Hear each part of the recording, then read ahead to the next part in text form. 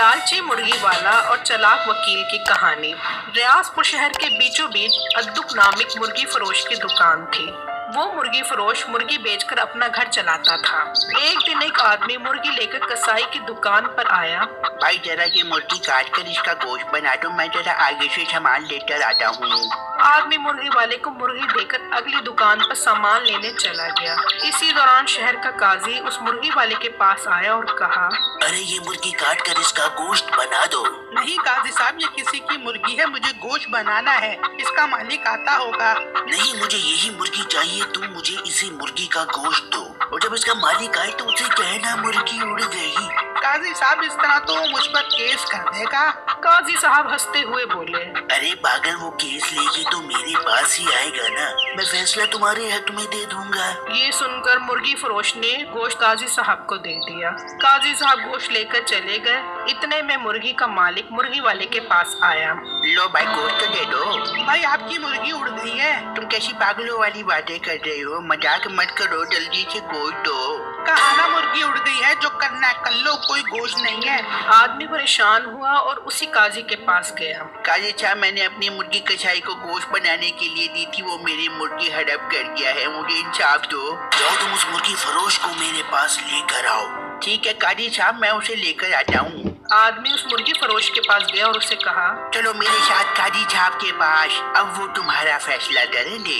मुर्गी वाला हंसते हुए बोला, ठीक है, चलो चलो, जो करना है कर लो। आदमी मुर्गी वाले को लेकर काजी साहब के पास जा रहा था कि रास्ते में दो लोग आपस में लड़ रहे थे। मुर्गी वाले ने छुड़वाने के लिए गया तो मुर्गी वाले की एक उंगली एक आदमी की आंख पर लग गई और उसकी आंख फूट गई। तुमने मेरी आंख फोड़ी है, मैं तुम्हें नहीं छोड़ूंगा। भाई मैं इसे काजी साहब के पास लेकर जा रहा हूँ, तुम भी मेरे साथ चलो।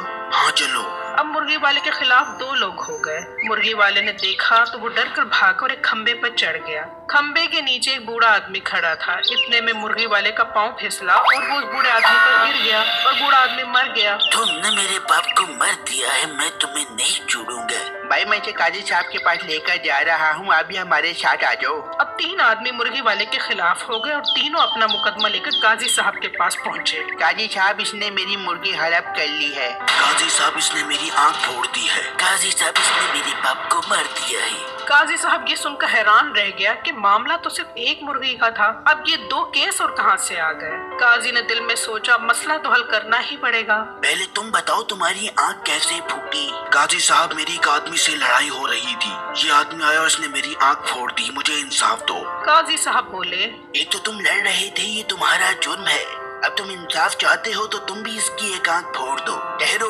इसकी एक आंख फोड़ने से पहले तुम्हें अपनी दूसरी आंख भी फोड़वानी पड़ेगी, फिर ही इंसाफ पूरा होगा।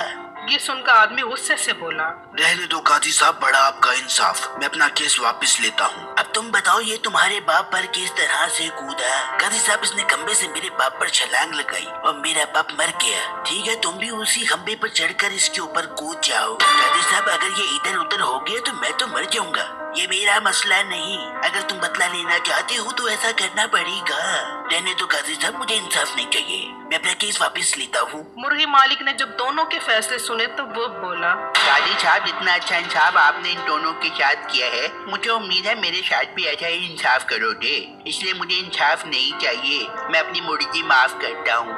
नतीजा, अगर आपके पास काजी को देने के लिए मुर्गी है तो फिर वो भी आपको बचाने का हर हुनर जानता है।